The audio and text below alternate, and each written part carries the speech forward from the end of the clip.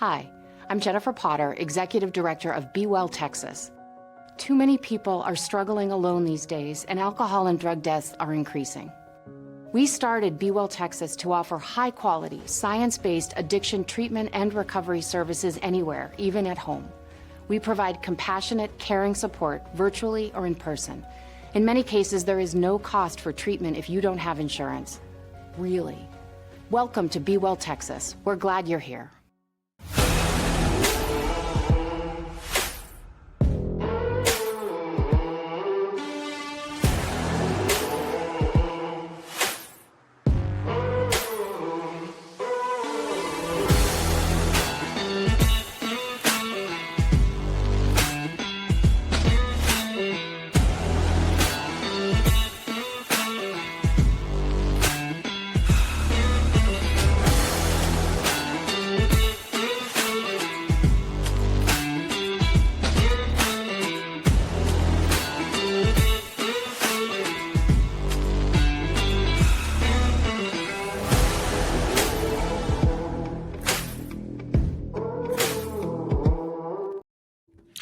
Hello and welcome to the Republic of Football podcast. I'm your host, Carter Yates. With me, as always, is Dave Campbell's senior college writer, Mike Craven.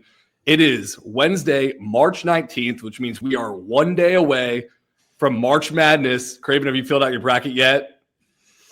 I have. I'm not very good at the brackets, but I have filled it out. I would say to anybody wanting to have a child, try to time it for March so you can kind of be off and at home with your baby early on in March Madness. So I think I did an okay job there. I tried to at least, and then Lucy came early, and so now I'm back at work.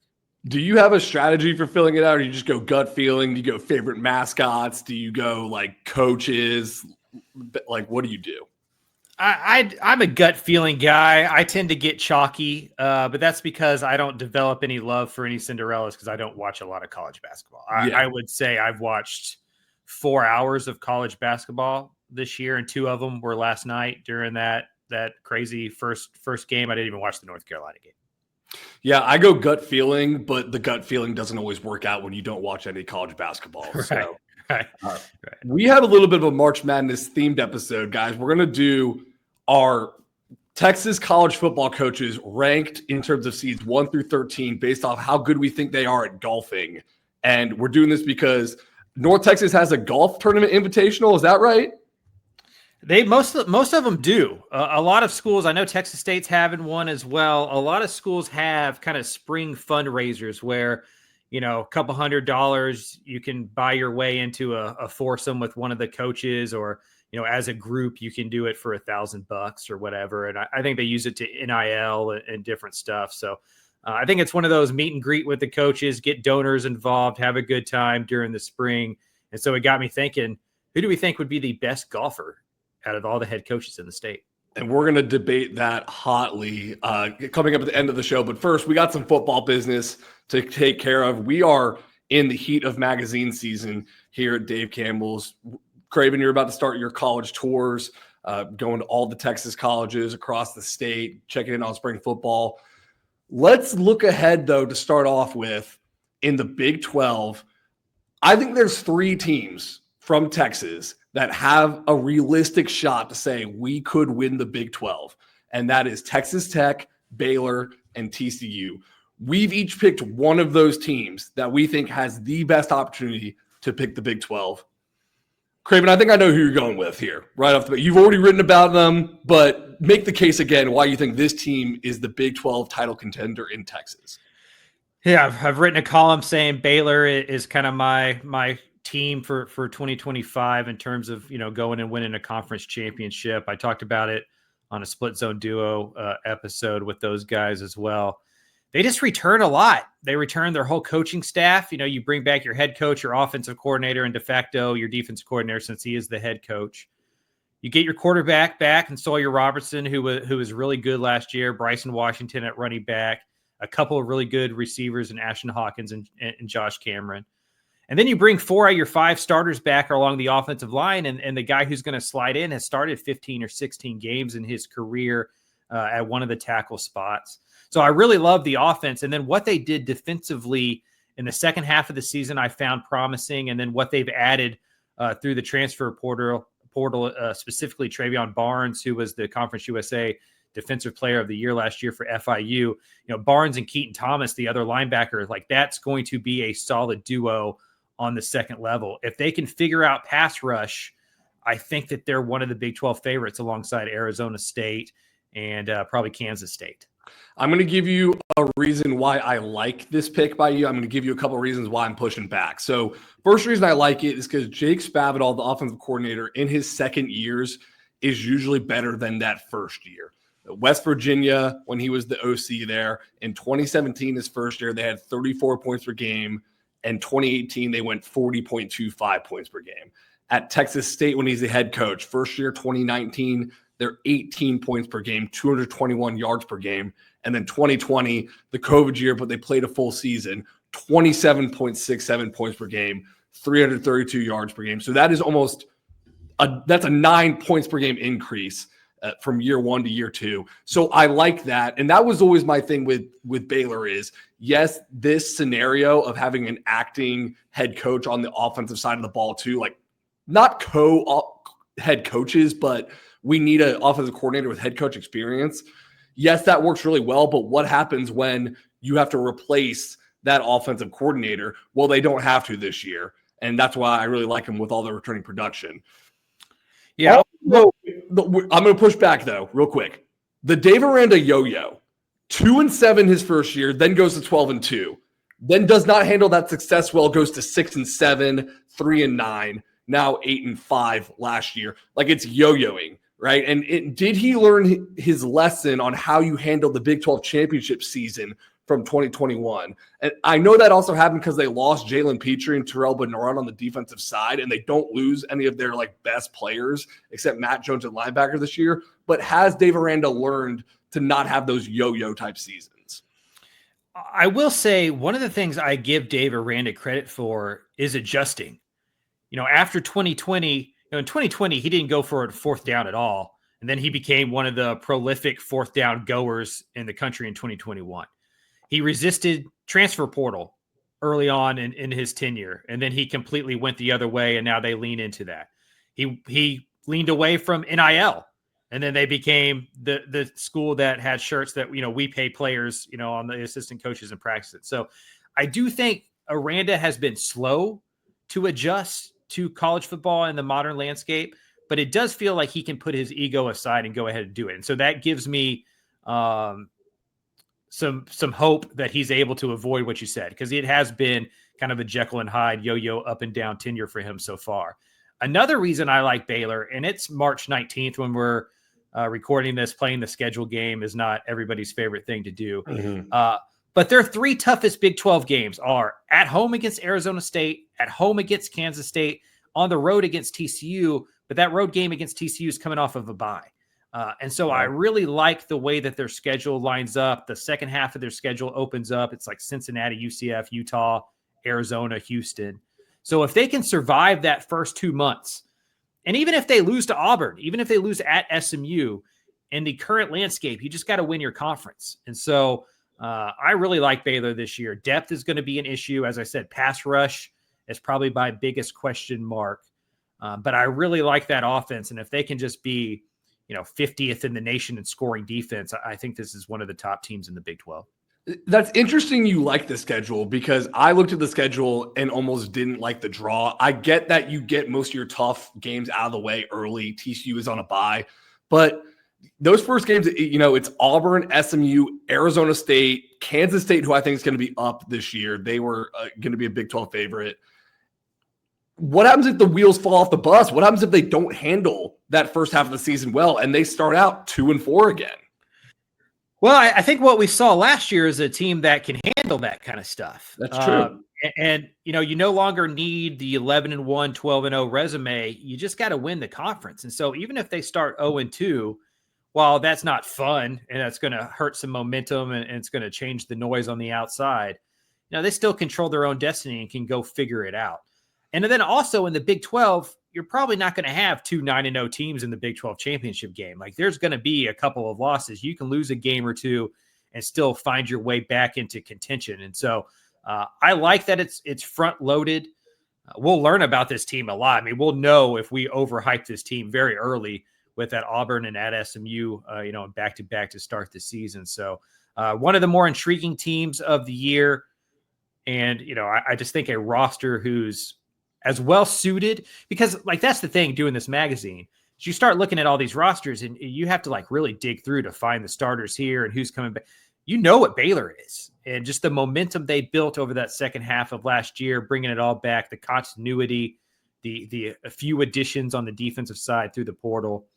I think they're up there. I think they're the best team in the state in terms of Big 12 contenders. That's a fair point you make about Baylor proved they could handle a 2-4 skid and respond to that. But my counter would be last year's 8-5. That was a resounding success for Baylor. And I almost think with the expectations of this team, 8-5 this year would kind of be a failure. I mean, do you agree that 8-5 is kind of like the floor for this team? Yeah, for sure. I mean, they need to win 9 or 10 games, at least flirt with a Big 12 championship bid. And I think they could do that. Let's say they lose one of those first 2 games at SMU or against Auburn at home. If they can split with Kansas State and Arizona State and then knock off TCU on the road, I mean, that's a 10-win. You're 8-1 in conference. You're going to the Big 12 championship game. So, yeah, I think 7 or 8 wins in the regular season would be a disappointment. You got to make the Big 12 championship game or be right there on the doorstep, in November. So, Mike, you're picking Baylor. I think you've been on the Baylor bus all offseason for them competing for a Big 12 championship. I'm going to go Texas Tech, and I'm all in on Texas Tech winning the Big 12 because they're all in. We got to remember the last time, guys, Texas Tech won an outright Big 12 conference championship was 1976 under Steve Sloan. But they've never had infrastructure like this. It's $10 million in the transfer portal that's reshaped the offensive and defensive line, and $242 million facilities that are pound for pound the best in college football. They signed the 2 hottest coordinators in Texas and Sheil Wood and Mac Leftwich. The combination of the NIL plus the best facilities equals one of the best portal classes in the country. And 6 of the offensive linemen have 1 or more seasons of starting experience. Craven, what do you think of my Texas Tech pick? I think it's a good pick. And they're all in. Anything less than a Big 12 championship game appearance is going to feel like a failure. To your point with Baylor, the way that they've spent in the transfer portal, the way that they've spent in facilities, and I think the best point that you made there, the money that they spent with coordinators. Willie Fritz was very open that Sheil Wood left for Texas Tech because Houston just couldn't come close to matching that money. Like, they went and splashed at offensive coordinator to replace Zach Kitley with Mac Leftwich, and then a defensive coordinator to replace Sheil Wood with Tim DeRuyter. I think Wood on the defensive side of the ball, with just his system and the way they play, is going to be really advantageous, especially since he spent last year in the Big 12. And so while it's a new school with new players, he's going to face a lot of the same offenses. I think the offense kind of just keeps going. What they do in the run game without Taj Brooks is going to be interesting to watch. A lot more on Baron Morton, who's not there in the spring again, which is a concern of mine. Not necessarily that Morton will be healthy, because we saw him healthy last year, but just you can't convince me that time isn't important, because if it isn't, then why do they have it? Right. So, like, you want your quarterback there. If he's healthy, he's going to miss it again with some new wide receivers. So I have a take quick about that. I like Tech. I think if not for my love of Baylor going in the offseason, Tech would be right there. What they did on the offensive defensive line in the portal can't be ignored. I have a take quick about the Baron Morton missing spring ball once again. What are the chances we have a Preston Stone, Kevin Jennings situation where you got a good backup in Will Hammond that showed a lot last year? He gets a whole spring. I'm not trying to throw any drama into Texas Tech. I think Baron Morton's a great quarterback, just like Preston Stone was a great quarterback. I'm not saying one of these guys is better or worse than the other, but could that create a controversy? That's a good question. I mean, I guess if Hammond just plays so well in the spring that it's like, wow, I mean, how do we keep this guy off the field? But they really like Baron Morton, and they've had Will Hammond on the roster for a year, and it's not like they push Morton out the door or have hinted anywhere there. I think the way quarterbacks develop now, they're a little bit more patient and understand this is probably a 5 or 6 year kind of grooming, more so than a 2 or 3 year like it used to be. So I think and I know Hammond a little bit. I'm an Austin area guy. My first job out of college was Hutto, being the Hutto News. That's what it is. The Hutto News sports editor there. So I followed his career. He's one of those guys that I just don't think he's going to push and cause that type of controversy. I think they both probably handle that really well. It's good for him to get those snaps. And if you're Tech with Morton's injury history, you have to like having a backup with some experience who's played some football games. And so I think one of the things I've really noticed since taking this job is you need 2 quarterbacks. I feel like every single year, 8, 9, 10 of the 13 programs in the state start at least 2 quarterbacks because of injury or lack of performance. And so I see it as an advantage that Tech has 2 guys that they probably feel comfortable with. For me, this is all going to be about the defense and how much of a jump they can make in year 1 under Wood with all these transfer portal guys, because it was really bad last year. I'm always going to assume Tech can score points. And you bring back Caleb Douglas and Coy Eakin and Quentin Joyner's a really good. Cam Dickey is a player that they really liked last year at running back. So I believe in the offense. It's just, is that defense going to be top half of the league? And if so, they're going to have a chance as well. I just looked it up. Both teams that were in the Big 12 championship game last year were 7-2 in conference. And so there's going to be some wiggle room. And just like I mentioned with Baylor, I really like Tech's schedule as well.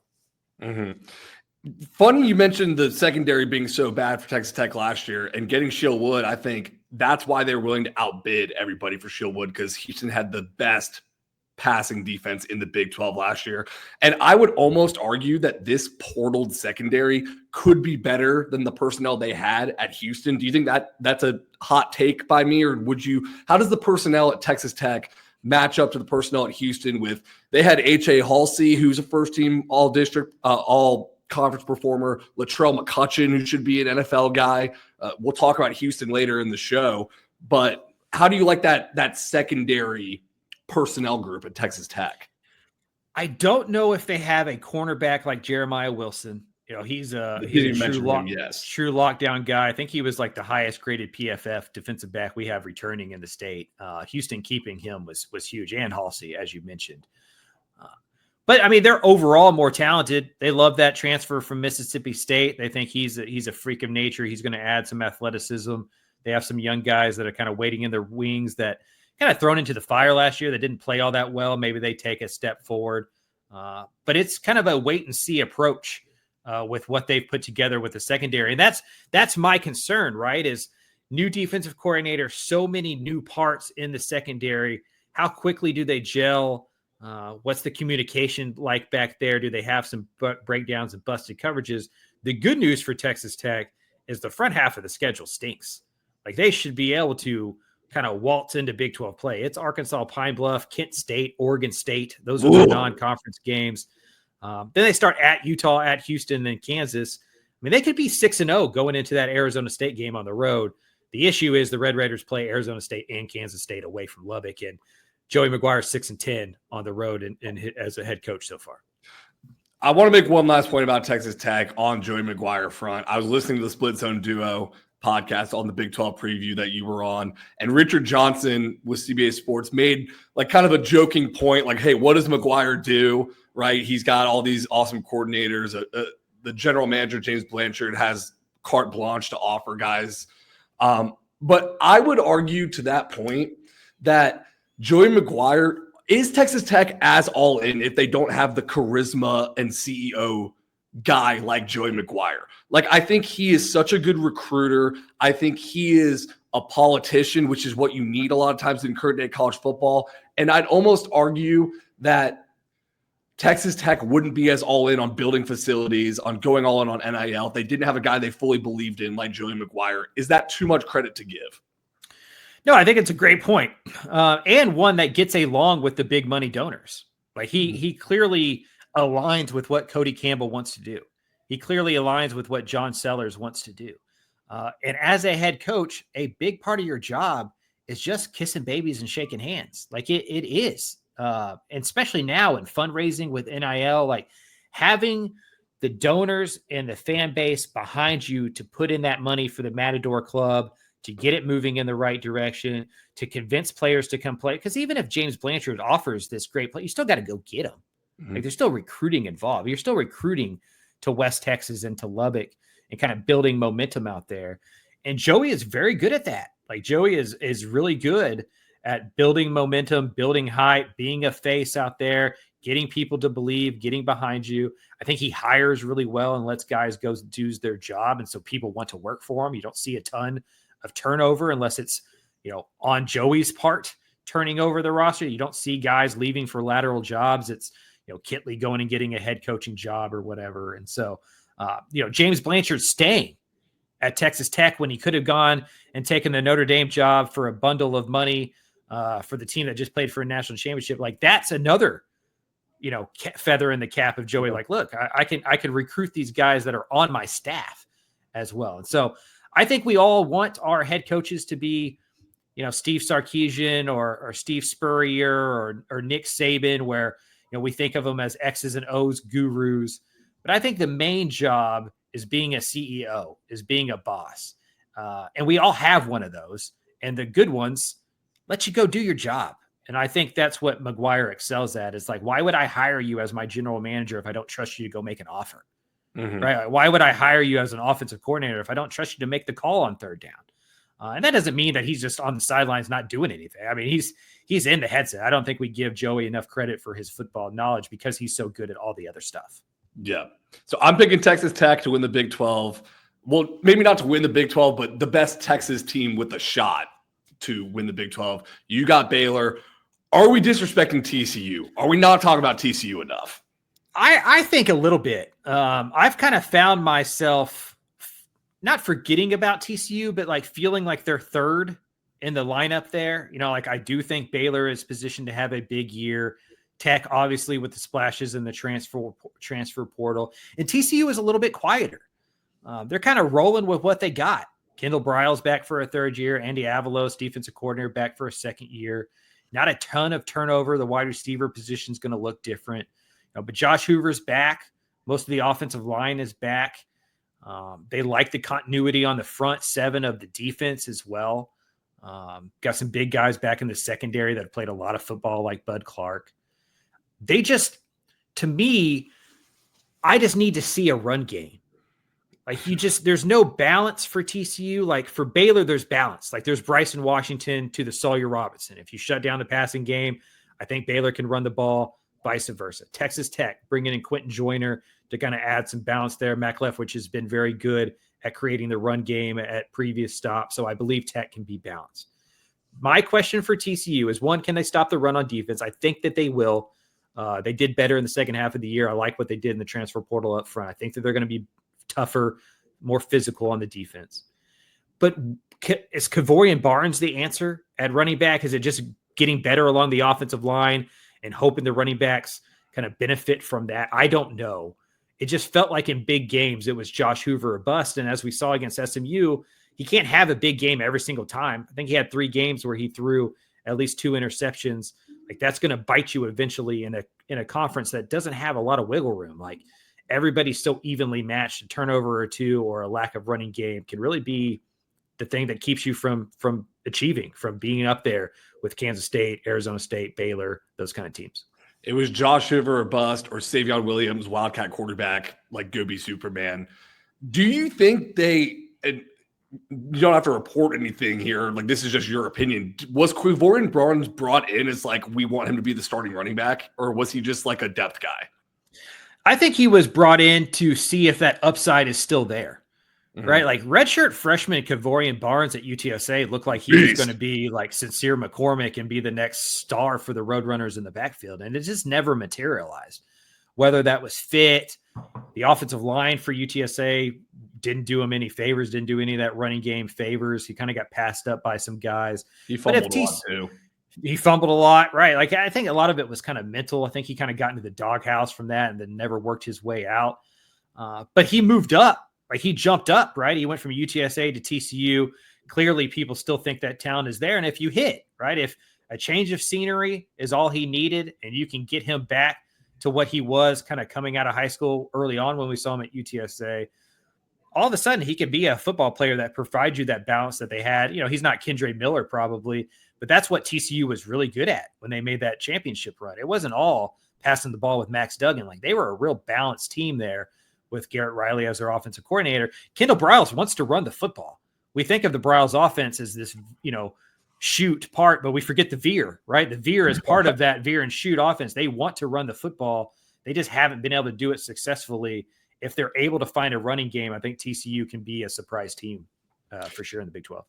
That wraps up our Texas Big 12 preview. We didn't mention Houston, guys. I don't think Houston's going to win the Big 12, but we will talk about them in this next segment because we're debating which of the second-year coaches has the best chance to improve. That's UTEP Scotty Walden or Houston's Willie Fritz. And then, like I said, guys, we're going to wrap up the show with a March Madness-style golf tournament seating for the coaches. And speaking of March Madness, that makes me think of Home Field Apparel because they've got a lot of new shooting shirts and quarter zips just in time for March Madness. Guys, when you're watching the tournament this weekend, you got to be rocking Home Field Apparel. They've got all the schools you need, every conference. I love the new shooting shirts they've come up with. I love the retro shirts they have. Go to Home Field Apparel right now. It's promo code DCTF for 10% off your first purchase. That's Home Field Apparel. Promo code DCTF, 10% off your first purchase. All right, so which coach is going to have the biggest second-year jump? Craven, we've talked about the Texas teams. Let's keep it in Texas with the Big 12. Houston, I think you're picking Willie Fritz to have the biggest second-year jump.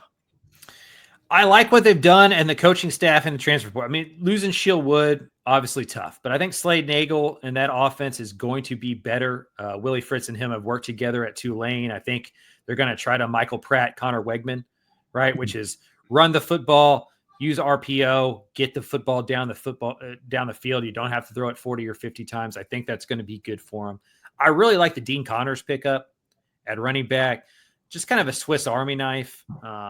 Probably not somebody who's going to carry the ball 25 times a game, but he can touch it 20 to 25 times a game by carrying it 13 or 14, getting 4 or 5 catches, helping out in special teams. They added some weapons on the outside, Harvey Broussard, Amari Thomas. Luke McGarry at tight end, I think, is one of the more underrated transfer portal pickups in the state. Nagel's offenses at Tulane really used the tight end. I think that'll be good for Wigman. When he was really good, Donovan Green and him had a big-time connection at Texas A&M early on in their careers.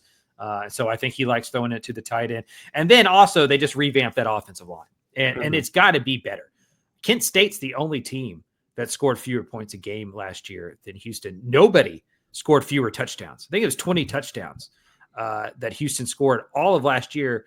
That was tied for the worst in FBS with Florida State. Like, Kent State scored more touchdowns than Houston. So the offense has to get better. What I'm interested in is if the defense takes a step back. Like, even if the offense takes a step forward, if that defense takes a step back, are they much better? I don't know. I like the schedule. I like the way it sets up for them. They went 4-8 last year with a couple of big upsets. They could get to 6 wins in year 2 and get to bowl eligibility. I think that would be huge for Willie Fritz. I don't know if it's possible, but I like their chances to upset a couple teams and make a run at it. Defensive coordinator is Anthony Armstrong from Florida, right? Yes. What do you make of that hire? I don't know. I've talked to some people about it. It sounds like he lost his play calling duties at Houston. It wasn't one of those where Houston went and stole, Florida's defensive coordinator, which makes sense, right? If you're losing your coordinator to Texas Tech, you're probably not out money whipping the Florida defensive coordinator to come to you. But he seems like a young guy who's a pretty aggressive defensive coordinator. I think Willie Fritz's teams always play defense pretty well. Fritz was a defensive guy himself, so I imagine he's got his hand in the cookie jar over there a little bit and is helping out kind of formulate what he wants it to look like. But I really like the secondary.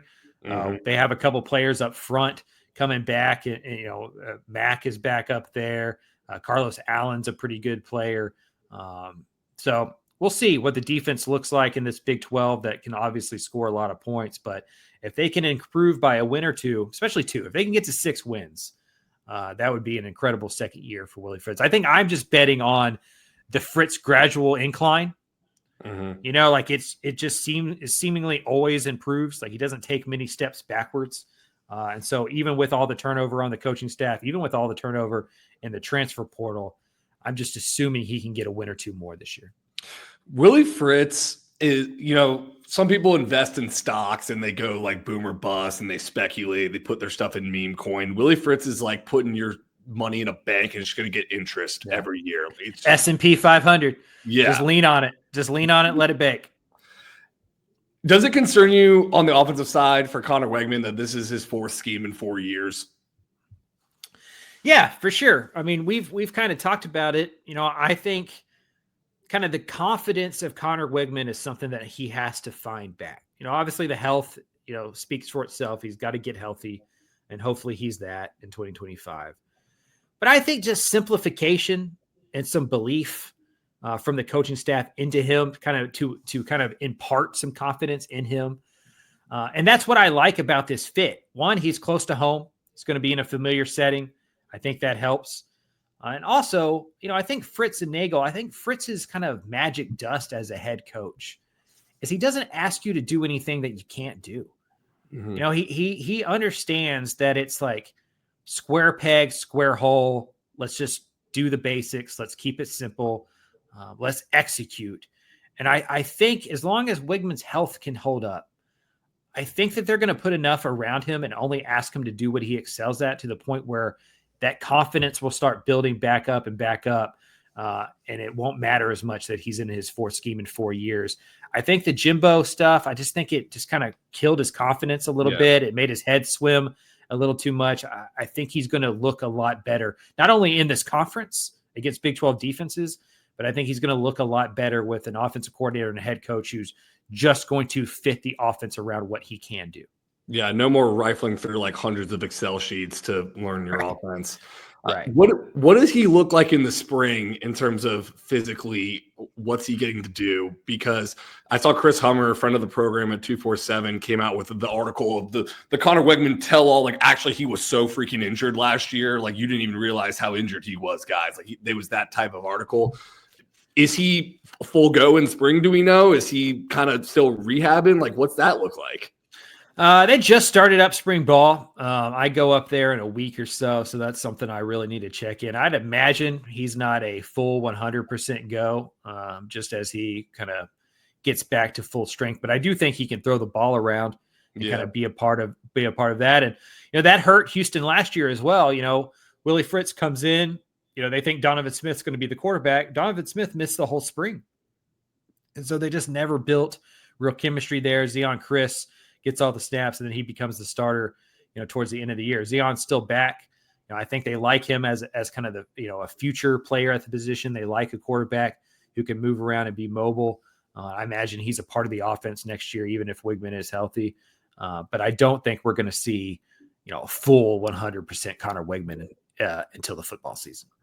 Willie Fritz said something in his not introductory, like first spring ball press conference, in terms of what Slade Nagel is going to bring to the table a little bit differently. And yes, they worked at Tulane a lot, but he really highlighted what he did last year at LSU and that drop back passing game with Garrett Nussmeier.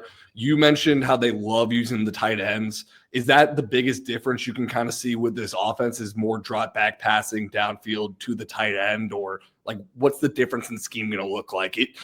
We've met. It can't get much worse from what it was last year. It's just they scored. What was that crazy stat? They had one more touchdown than Kent State, or Kent State was the only team that had less points than them. Yeah, Kent State was the only scoring offense worse than them. They actually scored fewer touchdowns than Kent State.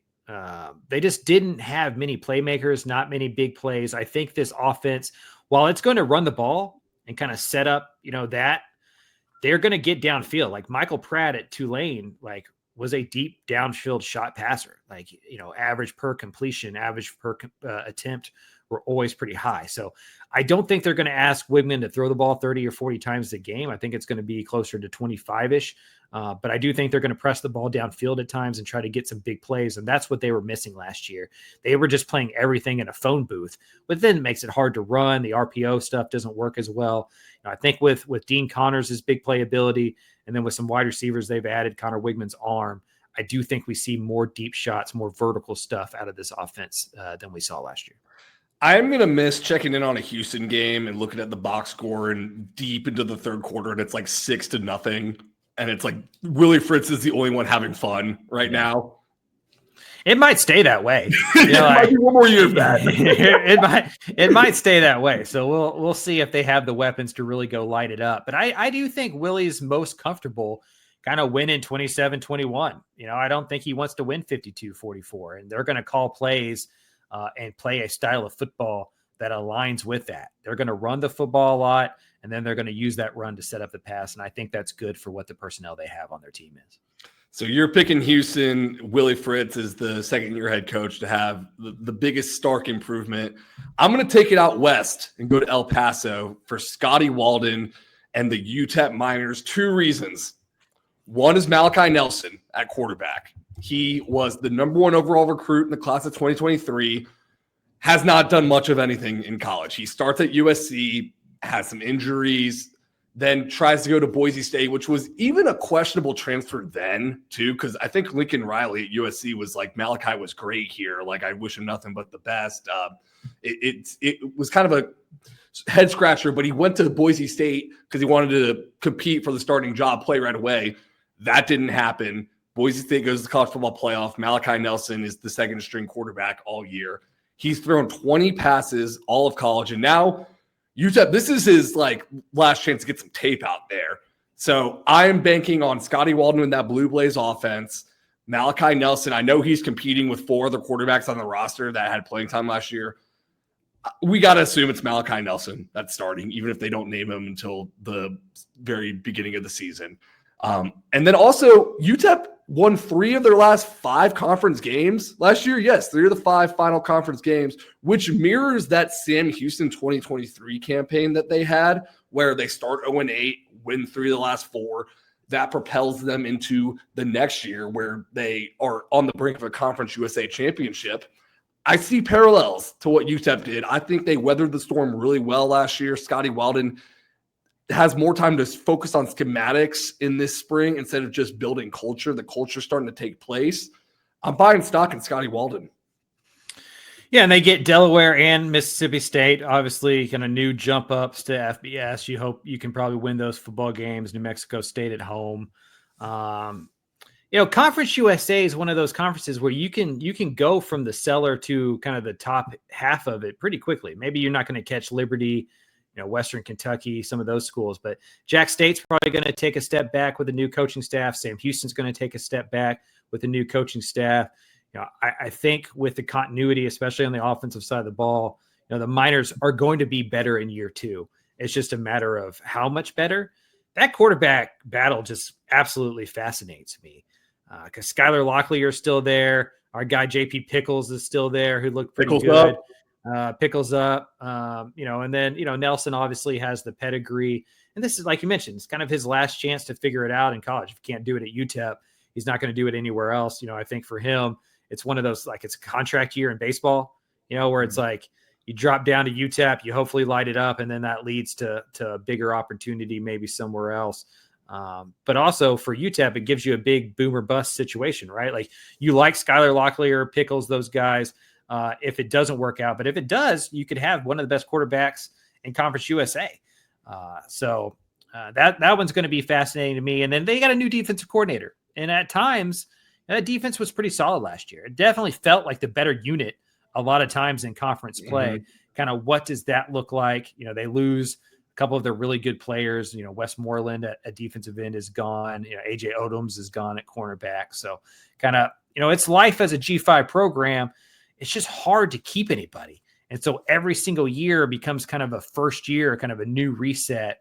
I have no idea what the Miners are going to look like. I'm kind of glad you're doing that magazine section because it's going to be a little heavier a lift than it is for a lot of the other programs. Well, their defense, they're keeping the 3-3-5. And I think that's really interesting because they bring in a new defensive coordinator, Bobby Daly, from, where is he? From Montana State, I believe. And Scotty Walden has the philosophy that when we bring a coordinator in, he learns our scheme. Like the defensive personnel doesn't learn a new scheme for the coordinator. I think that's really interesting. If your defensive play caller is not used to the 3-3-5 and he's going to be this first season calling it. Like, what do you think about that arrangement? Yeah, I get it from a financial standpoint, because at UTEP and in places like UTEP, this is not just a UTEP situation. I've had these talks with a lot of G5 program head coaches. If you're really bad, you're going to change your coordinators, and if you're really good, you're going to change your coordinators. Like that's just life of it, right? And so brutal, if you plan to stay there for a little, it's why you see so many of these head coaches at the lower levels call plays on one side of the ball, because at least it keeps some continuity there. Like I used to talk to Jake Spavital about this all the time at Texas State. It's like, do you want to call plays? It's like, I get the advantage of not calling plays as a head coach, but then I'm changing my offense every single year. Because if we're bad, I got to go get a new offensive coordinator. And if we're good, he's going to go get hired somewhere that can pay him more money, and we're going to change offensive coordinators. So if you're recruiting to a scheme and you're coaching a scheme, I do get the philosophy of, well, let's keep the scheme the same so the players don't have to figure it out. We can just teach one guy the scheme instead of teaching 40 whatever scholarship defensive guys the scheme. The problem with that is there's a reason head coaches have kind of a preference for what they want to run and what they're comfortable with. I think you should go out and hire coaches who have run the 3-3-5. And I'm sure Scotty kind of does that in his interview process. Like, how comfortable are you with the scheme? How much have you done it before? What do you know about it? So it's not a complete foreign language, but it is kind of fascinating. And I think it's a pragmatic way to go about filling out a coaching staff with the kind of money restrictions that you have. Back to Malachi Nelson at quarterback, because I think that's just the biggest story of this offense and probably the team right now. I didn't think about the quarterback battle being as interesting as you were talking about, because Skylar Locklear started and played well at the end of the last year. This might be projecting too much in the future, but do you really feel like this could just be Malachi Nelson drops in for a year? If all goes to plan, Malachi Nelson balls out, then goes back up to the Power 5 ranks, and then Skylar Locklear is the quarterback in 2026? Yeah, I think there's a reason. I think there's a reason Locklear didn't try to leave or something. You know, like I think one, he feels like he could beat out this guy. Right? Yeah, we might be discounting Locklear here. Like, stars matter, but not to the individual. Right. Mm-hmm. It's like anything in statistics. Like, statistics matter over a grid. I'll take 1,000 5 stars over 1,000 3 stars. But from a single, just one-on-one macro situation here, like, Malachi Nelson wouldn't be a 5-star anymore. Oh, no. And so if you're Skylar Locklear, you know the system, you know the personnel, you know the head coach, you've done it before, you've won some football games. I'm just going to wait it out and see if I can beat this guy. Right? He lost the competition at Boise State as well. And so, yeah, I think that there's a far greater than zero chance, probably closer to 50-50 in my opinion, that Skylar Locklear plays more snaps at quarterback for UTEP than Malachi Nelson. But that's just because you got to see it, right? Like, you know, after a couple of years of no production, what is this kid? Who is he as a quarterback? How does he fit into the system? You know, I think they like the upside and they like the boom potential of it, but there's as much chance that this is another bust for him and UTEP rolls with what they've already known that they have. Whoever starts the quarterback, they're going to be throwing to Kenny Odom, who I thought was fantastic last year, and then Cam Thomas, the minor back. So they've got some pieces returning. Big question. I don't know who the hell is going to run the football for them. I don't know what running back looks like right now. and who's going to block? That also, well, they do return 3 of 5 starters on the offensive line, so that's good. But they lost their best left tackle, Isaiah Wright, so that's going to be tough. Yeah, and they struggle. I think one of the reasons that offense looked so inconsistent last year, and so like, why is everything behind the line of scrimmage in such quick game, is they just didn't trust them to block anybody. Now, some of that's scheme, some of that's what Walden does and how he likes to play offense. But hopefully, year 2. That many starters back, you improve on the offensive line, and maybe you can do a little bit more offensively than they were able to do last year. But yeah, running back is a big question mark for sure. Yeah, that's also part of life in the G5 is when your offensive linemen do well, they portal up, you've got to portal down. And like NAIA guys, FCS guys coming up to Group of 5 football is such a huge jump on the offensive line in the trenches. You saw that with Sam Houston the first year. So hopefully those guys, just after a year of seasoning in G5 football, are better prepared this year. But that's just kind of an existential problem, like, you know, which was a lot of Scotty Walden's first year. So I'm excited to see what they can do this year for that. Any closing thoughts on UTEP, Craven? No, I mean, get to the Sun Bowl. Everybody should see a game at the Sun Bowl. I'm always rooting for UTEP to start winning because I know what that city will do and support when it does. And so the next guy that really turns that around, since my coverage career has gone on, UTEP's never been that good. Like I wasn't a part of the Mike Price kind of glory days or whatever, but I was in college and I remember seeing all that stuff. And I would love to go to a full Sun Bowl one day. So that is I was talking about this on the Split Zone Duo podcast. Like El Paso has this weird reputation. And I know why. It's a border town and stuff like that, but it's extremely safe. It's the safest big city in the state, maybe in the country. And the Sun Bowl is one of the most unique experiences you will have watching a football game. I suggest anybody who's got the time to get out there, I think you should go watch a game out there. And when they're winning and it's full, it's a lot of fun. Well, I know Scotty Walden would love to hear that. I don't know if Scotty Walden will like where I have him seated in my golf tournament for our March Madness golf tournament bracket.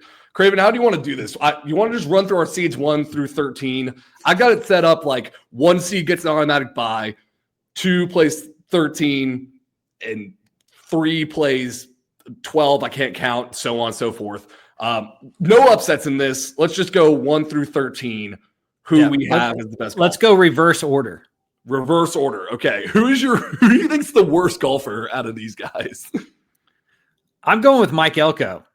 Interesting. Why? I just don't think he plays a lot of golf. I know he's a big soccer guy. He's got some kids. His kid's a really good baseball player. So I'm just not sure he gets on the golf course a lot. Defensive guys tend to be hyper focused and not as free-willing with that. I mean, I can do my number 12 as well, and that's Dave Aranda. So I just have both defensive head coaches that I assume are watching film for 20 hours a day and then hanging out with their family for the other 4, probably not spending a ton of time on the golf course. I always think the offensive guys are a little bit more of the golf course type. I wonder if we have the same 11 through 13 seeds, because I went the same. Defensive guys are definitely lowest. I had 12 seed Dave Aranda, and I wrote down he'd be too stressed out. He's not watching film. 11 seed Mike Elko, the defensive-minded type guy. My 13 seed's Willie Fritz. I don't think he's ever played golf. Yeah, those are my 3. Those are my 3 lowest seeds for that. Yeah, I just think defensive guys are. I know a decent amount of defensive coaches. I don't know a single one that really enjoys golf. They'll go play it occasionally for networking and stuff like that. But they're too wound up. They're too hyped up to go sit for 4.5 hours in a golf cart and really enjoy themselves. So I'm going defensive guys being the worst golfers. All right. This was where we're probably going to have a little more parity. 10 through 8 seeds. Yeah. My 10 seeds, Phil Longo, Northeastern guy. Not sure how much golf he plays. He's a Mike Leach dude. And I know what Mike Leach thought about the game of golf. And so I'm assuming Longo not spending a ton of time on the golf course. He strikes me more as like a lake rat, somebody who grew up on the beach, hanging out in the water, more so than going to the golf course. Although I do know he likes an adult beverage or two, and the golf course is a good place for that. I had Phil Longo higher at my 7th seed, but that's also because my family's from New Jersey. He's a Jersey guy, and my uncle and cousin are fantastic golfers. So they play a lot of golf up there? A lot of golf up there. Yeah. That's very some beautiful weather in the probably. summer. Yeah, that's some Southern prejudice on my part. I was like, he's a Northeasterner. How much golf do they play? Yeah, I also think he'd be an elite trash talker on the golf course. Yeah, that's true. Yeah, he probably would be a pretty good trash talker. Who's my 10th? Where did I have my 10th seed? I'm missing it. Oh, here we go. My 10th seed's Jeff Traylor. You would know this better than I. Is he a good golfer? Does he play golf? I feel like he doesn't like golf. Yeah, he plays occasionally. Definitely during the offseason, he'll get there. But I don't think he is I don't think he would say he's a talented golfer. If we were doing a basketball one-on-one, who's the best basketball player, he'd be very offended if he was this far down the list. But I had him as my 8th seed. I think he's probably middle of the pack, lower end of the golf thing. I think if he retired and played a bunch of golf, he could get good at it. He's a decent athlete, but I don't think he's got the patience for it. I just feel like Gilmer doesn't care about golf. I feel like Gilmer would be like, we play real sports like football and basketball out here. Yeah, I can see that. Yeah, for sure. All right, my 9 seed, Scotty Walden.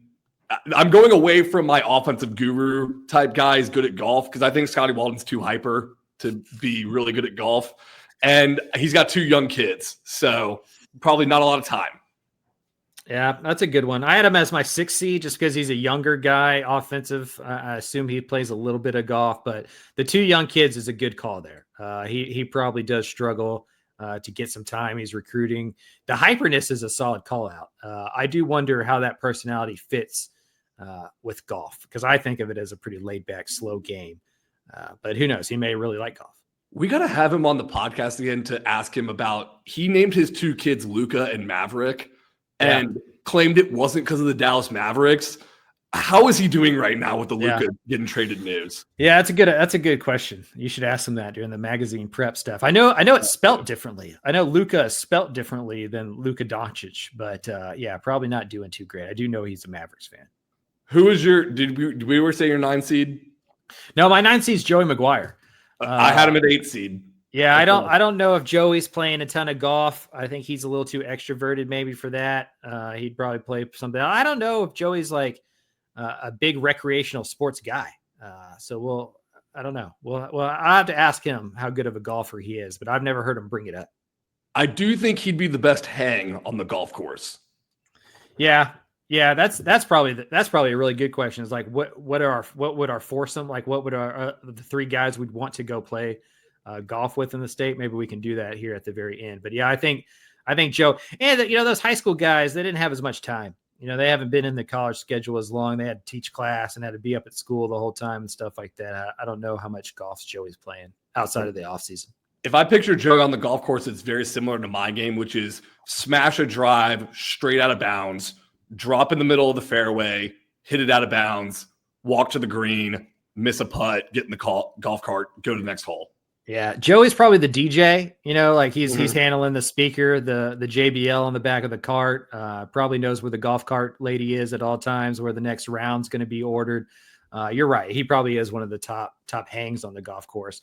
Not sure how good he'd be at it though. All right, 7 to 5 seed. I had Phil Longo. My 6 and 5 seeds are guys that we've not mentioned. Who's your 7 through 5? So my 7 seed is Sonny Dykes.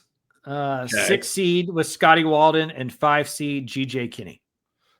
Okay, so I have Sonny Dykes way higher, and I have GJ Kinney way higher. So, okay, let's have a debate on Sonny and GJ. I think Sonny, he's coached in southern climates like California, Texas Tech. I know Mike Leach didn't like golf, but he also played baseball in college, which makes me think he's going to be better at golf. That's true. Sonny may be the sneaky dark horse here. I'm as a 3 seed. Yeah, he may be one of the ringers here in this one. He could be really good at golf. I do know that Sonny is obsessed with hanging out with his family. That's something I learned when I was doing the magazine stuff. And I don't know how much his kids play golf.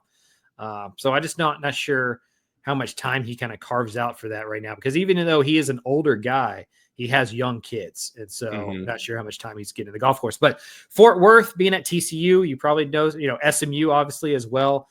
A lot of donors there love to play golf. So yeah, maybe I have Sonny a little bit too low on this one. GJ Kinney, explain that one to me, because I have him as a 2 seed. I think he's going to have the longest drive, and I think he's the most competitive out there, because he's still the guy who he will bring up, like, I played in the NFL, I was a defensive back in the NFL, like he's like, I can still get out there and sling it around. I think he'd be so competitive on the golf course. Yeah, I'm not sure it's physical enough for GJ. I don't know if because I do know he'll play some golf, but again, it's kind of like the Scotty Walden thing. Like, he's got young kids as well, like 3 of them. So I'm not sure how much golf he's playing, but I would imagine if given a year to really practice, GJ would be up there, because he's probably the best athlete in the state, honestly, out of all our coaches. When we saw him last year at THSCA coaching school, like, he looked jacked, and he was doing it right because he was about to have a kid and wouldn't be able to work out as much getting the football season. But like, I was like, that dude could smash a drive if he's at Topgolf, he's hitting the back wall every time. Yeah. Long drive competition, GJ is probably up there, top 2 or 3 pick for sure. Okay, who was your other one in this? Scotty Walden, who we've already talked about. So my 7 seed's Phil Longo.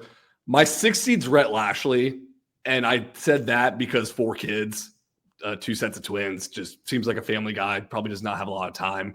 Although offensive guy, SMU, I probably have him too low. Looking back on this, I think 6 seed's too low.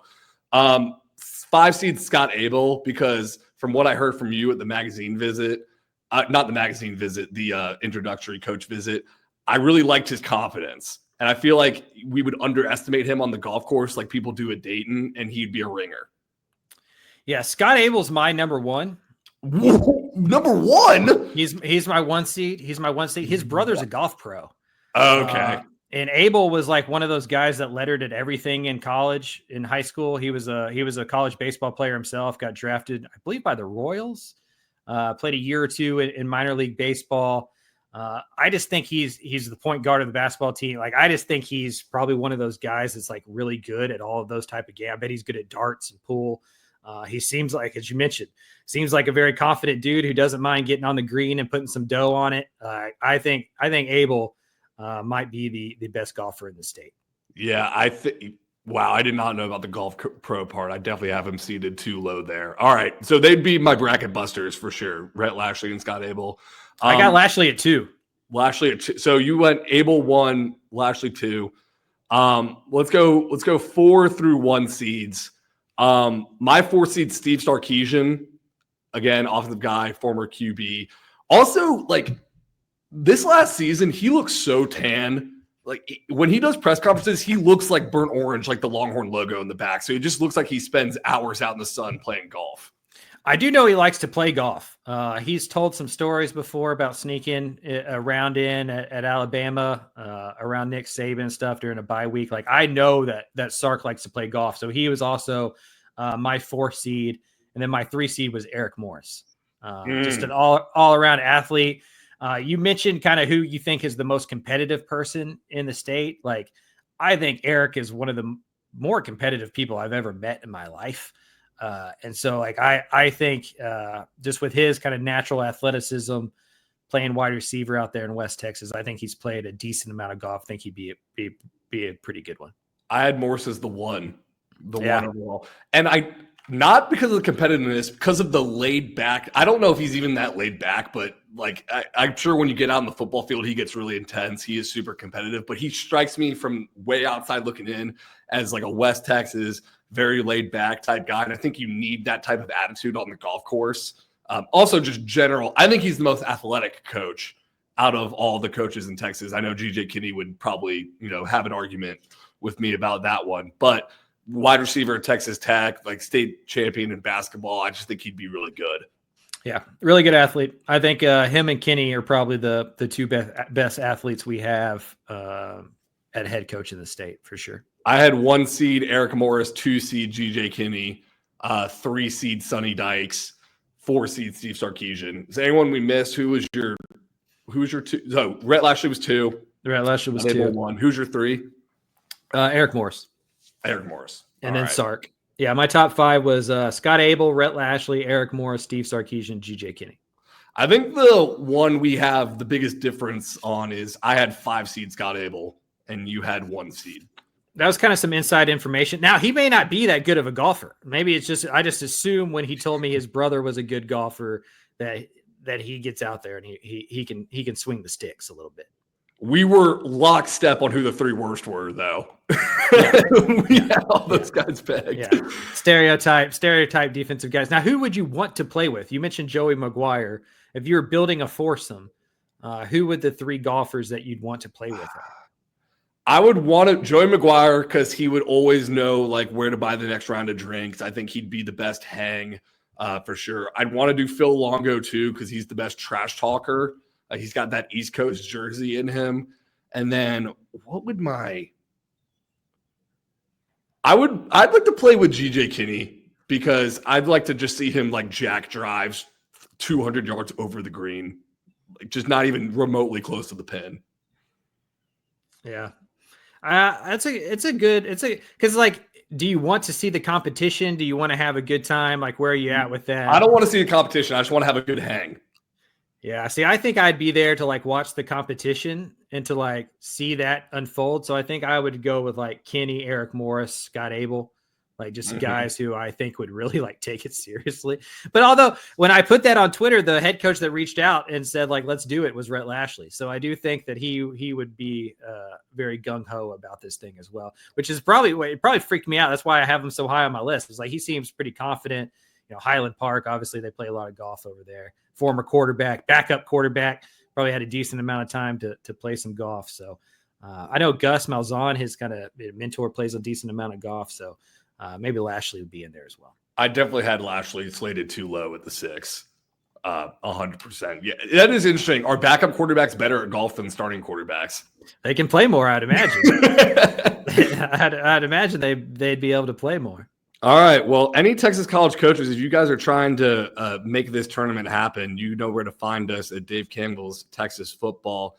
That'll do it for our podcast. I am Carter Yates. That is senior writer Mike Craven signing off. Podcast over.